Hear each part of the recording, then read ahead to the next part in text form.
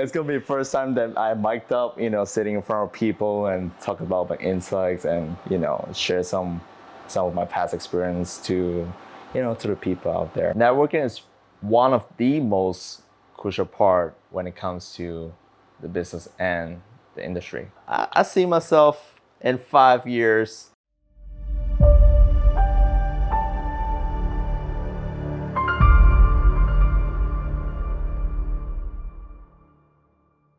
Welcome, Terry. Thank you for having me over here today. I mean, it's such a pleasure. Pleasure's mine. And an honor and a privilege. I mean, it is. So please know that I will never forget this moment. I'm never going to forget this moment. Well, same for me. You look so great. It's gonna be the first time today. You look so amazing. And you look so amazing. It's gonna be the first time that I mic'd up, sitting in front of people and talk about my insights and share some of my past experience to the people out there. How old were you when you fell in love with the sounds? I was 7 years old when I first fell in love with the sound back in my country, Malaysia. And remember, during that time, my dad used to pick me up and drop me off from school and to school. And during the car ride, he used to play all these sentimental songs from 80s and 90s. And when I first heard it, I immediately fell in love with, the melodies, the vocals, and the chords, the emotions, the songs, the tracks brought it out to me. And fast forward, when I was 15, I started getting in touch with EDM. And the first artist that I listened to and I heard of was Martin Garrix. So I said there's Skrillex, and then there's Hardwell, and rolling forward, there's a lot of different artists start coming out. And Martin Garrix was the first artist that I heard of, and his track was Animals. And I heard it, and on top of my head, I just thought that, this track sounds amazing. It keeps me pumping, it just keeps me grooving. And did you play it over and over and I over? play it over and over again. Obsessed. So, yeah. Obsessed. Really obsessed with it. I know the feeling. Back in 10, 12 years ago, right? There wasn't Spotify. There's no Spotify. Right. Everything was just on radio and YouTube. So simple. It's just simple. There's no Spotify, just YouTube and radio, and people were just playing it over and over again because I believe during the time the track was on the top 10 Billboard or something. So I just kept on listening to it, and that's how I started falling in love with the sound. And how old were you when you realized your dream as a DJ music producer? I was 15 years old. So basically, right after I got in touch with the sound of EDM, and I started Googling, I started YouTubing and people being a DJ, and I saw them playing on festivals, like Tomorrowland, huge festivals. So that's when I realized, okay, one day I'm gonna be just like one of those dudes out there playing and representing my country as an Asian, as a Malaysian, and sharing my sound to the people out there who enjoys EDM. And that's when I started having a dream to be a DJ, an artist. And why did you choose America to realize your dream? Why did I choose? So, again, when I was a kid, right, I used to, coming from a different environment, back in my town, it's all Asian, Malaysian people, right? Chinese, Malaysian. So when I was a kid, I always watch American movies, like just to name a few, Terminators, Terminators. That's like the most popular ones, and there are a lot of other movies from America that kind of promotes the environment of living in the States. So The American Dream. the American dream, exactly. And there are like palm peaches, like palm trees over the roads. I think we were talking about California, right? So there's like houses and palm trees along the road. And in the movie scene, there's like buildings. I believe that's New York City as well. And I just realized, it's the world is just not as small as I thought. So it's pretty big. And that's when I had a dream of coming to the States one day to achieve what I wanted to be, The American Dream. the American dream. And you live in Flushing now. Yes, I am. How do you like Flushing? The Chinese food there are great. It's awesome. It's awesome. Yeah. Living in Flushing for the past 7 years now made me realize how the community of Asian has grown. Yeah. Right. So we're talking about Flushing. I mean, Flushing is pretty Asian. Like there's Asian, but there predominantly. yes, predominantly Asians, and there are a lot of buildings being built I over know. there. And it really attracts a lot of investors from other countries, Yeah. not just China. There's Oh Koreans. yeah, it's pretty global. It's pretty global in Flushing, and it's kind of taking over the Chinatown in Manhattan. I mean, they do have some great spots. They do have some amazing spots. How crucial do you think networking is in this industry? Networking is one of the most crucial part when it comes to the business and the industry. Let me tell you a story. All right. So I met this girl. She is probably the most impressive woman I met throughout my entire life when it comes to within the industry, of course. She was born in Taiwan, born and raised in Taiwan, and she just graduated from the Berklee School of Music, and she made impressive sounds, right? How'd you know her? So I met this girl through a friend of mine, right? So basically mutual friends, right? And she was a client that went to his bank to open an account for a savings or checking, whatever. So through their conversation, my friend told her that I am a DJ, and through that conversation, he found out that she's into DJing, and she went to the School of Music in Boston. So he kind of connected us, both of us together. He gave her my Instagram, and she shot me a follow on Instagram. And one of the nights, I was on my way home from the city after I DJ. I opened my Instagram and I found out that some random strangers was following me. I looked into her account. I saw a link down in her bio, so I clicked into that. It was a YouTube link, and it was actually a track that she produced and posted on YouTube. And I gave it a minute or two of listening to it, and I found out that wow, this sounds amazing. So I reached out to her and I was like, hey, this song, did you make this? It sounds amazing. And she said, yeah. And then I asked her, how did you find me, among all these other people? And she brought up, how she went to my friend as a client and found out that I am a DJ. So he just got us connected. That's great. Yeah. So it's fast forward to that. One day we kind of got into talking. We met up and talked a little bit of our future plans and stuff like that. What we wanted to do in terms of our passion, right? Yeah. And I found out she wanted to be a DJ, and I want to be a producer, right?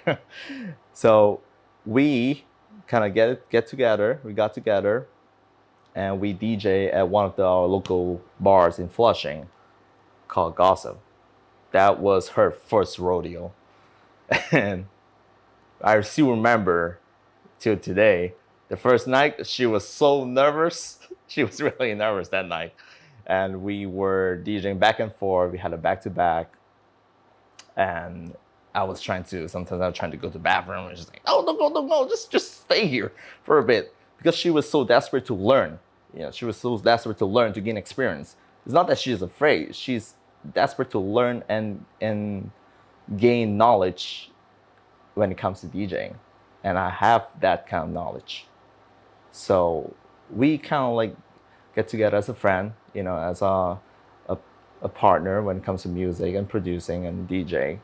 So it's just creatively, and that just shows how powerful it is when it comes to networking. You just never know. You just never know. You talk to random strangers. And how about surrounding yourselves with relationships that understand the power of networking, like your friend? I mean, for him to connect the both of you guys without you doing the work, just by knowing him, it's pretty impressive. It is knowing my friend that connects me and Anne. It is a blessing. That's awesome. It is a blessing. I can't believe you guys DJ'd in Flushing. Those are my old stomping grounds. The local bars. I told you 13 through 16, 17. That Flushing, I knew Flushing. That 7 train and everything else and the malls. Now, when you and Ann DJ'd, what equipments did you use? Or do you guys have like a preferred equipment that you guys like using in terms of turntables? Like, give me. So when I DJ at the bar, especially in Flushing, usually most of the time I brought my own equipments.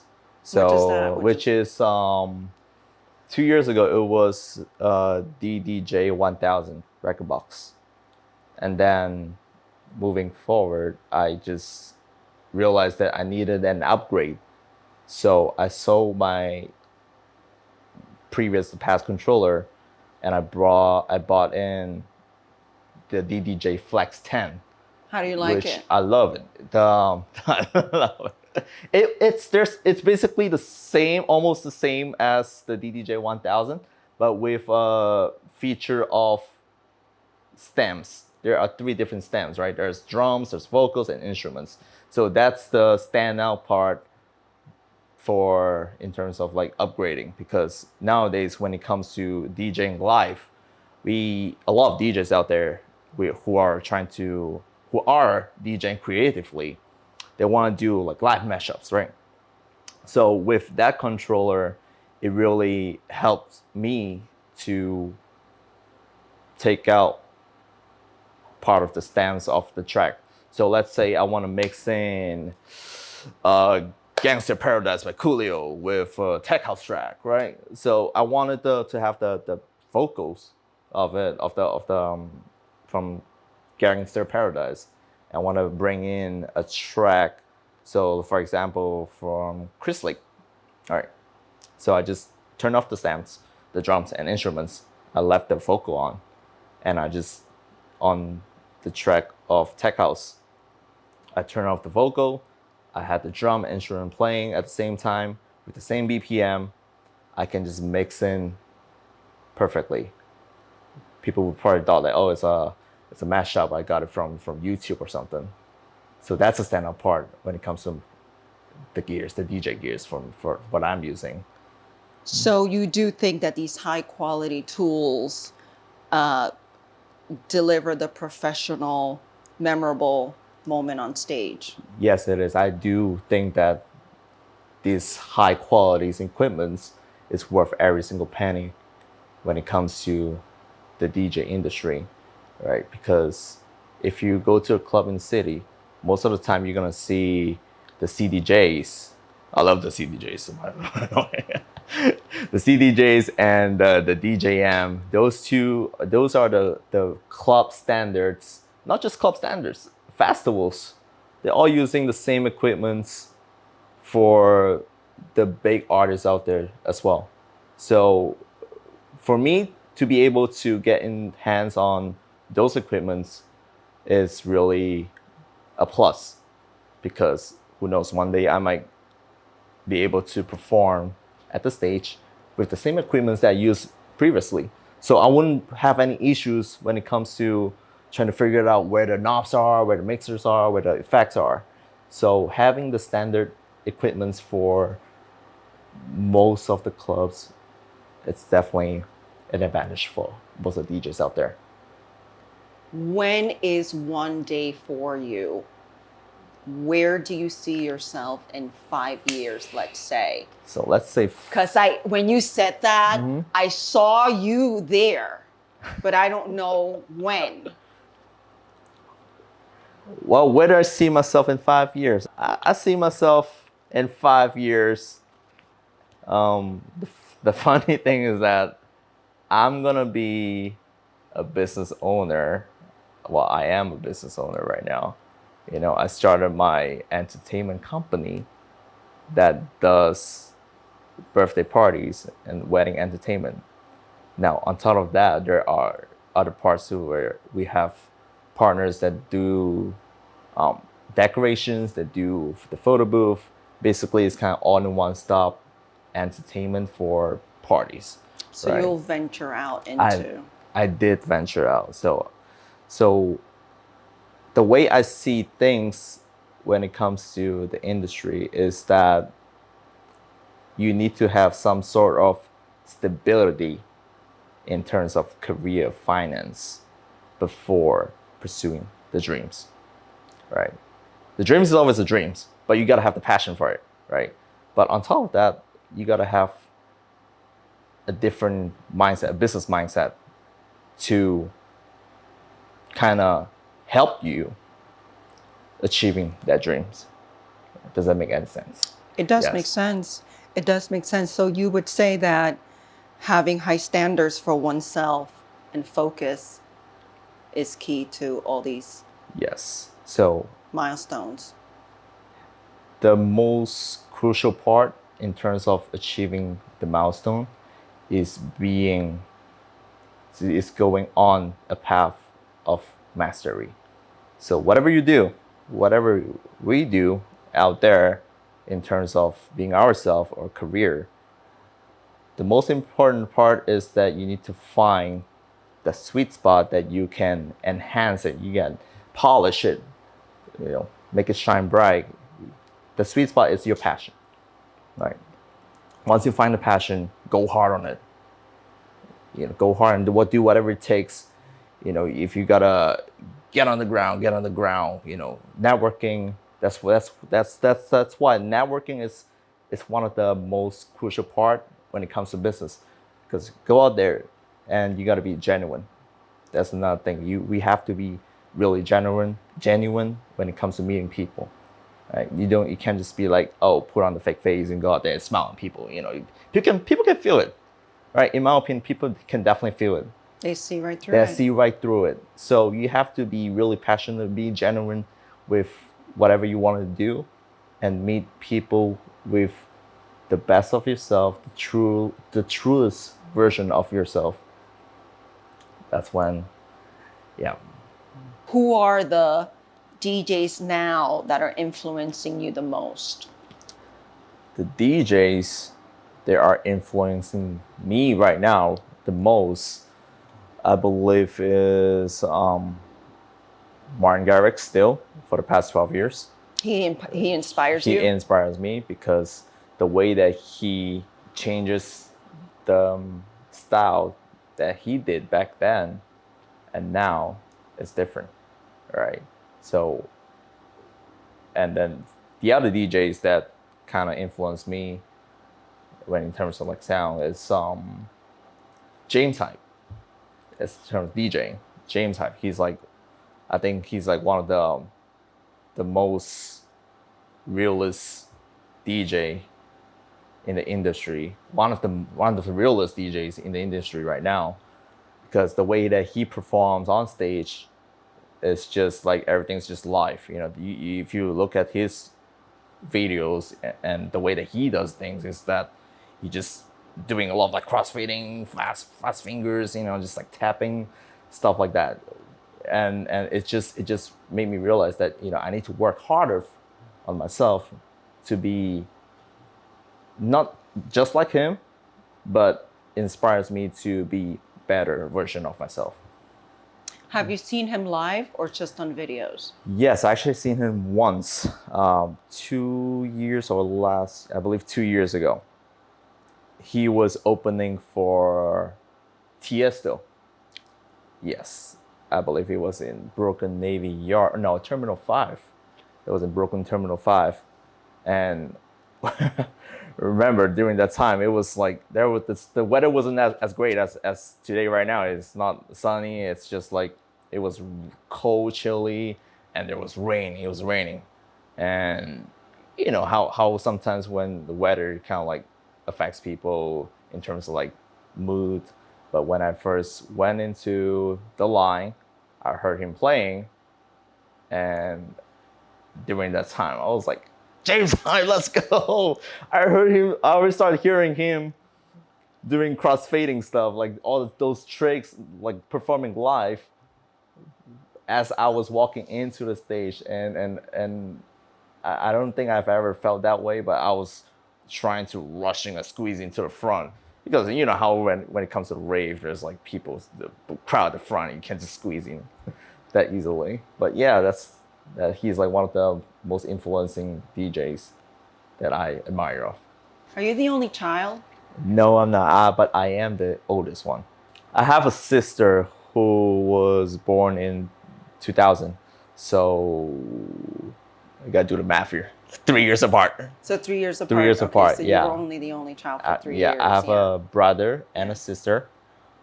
My younger brother, he is born in 2001, so 4 years apart. Yeah, 4 years apart. And where's grandma? Grandma, well, alive and healthy. My grandma's alive and healthy, and she lives in Jersey, so I do visit her once a while. Is she your biggest fan? She is probably the best cook ever. Not my biggest fan, but she's probably the best cook ever. The way that she made the food, the fishes are just incredibly great.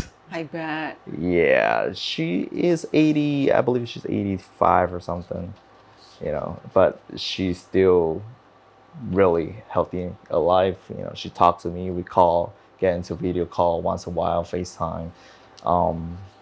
I do wish that, you know, I can visit her a lot more often. So when it comes to that's why I need to really get into time management. But yeah, it's great family. I love them. What message do you have for this beautiful baby boy named Terry? Well, be present. Be present, be passionate, you know. Always be responsible for your action. You know, gotta be genuine to people, connect and stay connected. You know, it's easy to connect people, but it's hard to stay connected with people. So keep the circle small, but then have a mind that is big. Yeah, that's the message for this younger little one for myself. That's beautiful. I can't thank you enough for this moment, for your time, for your contribution to the industry and your commitment to yourself. And listen. Thank you for everything. Thank you. Thank you. It's an honor to be here. Yeah, it's an honor to be one of the first guests to be on this show. Thank you. And I promise to have a safe destination for all of this and having this help all of us in a whole move up. Well, I hope my past experience and insights really give people a different way of thinking as well. You know, really gotta step up everybody's game, be genuine, and stay connected. That's right.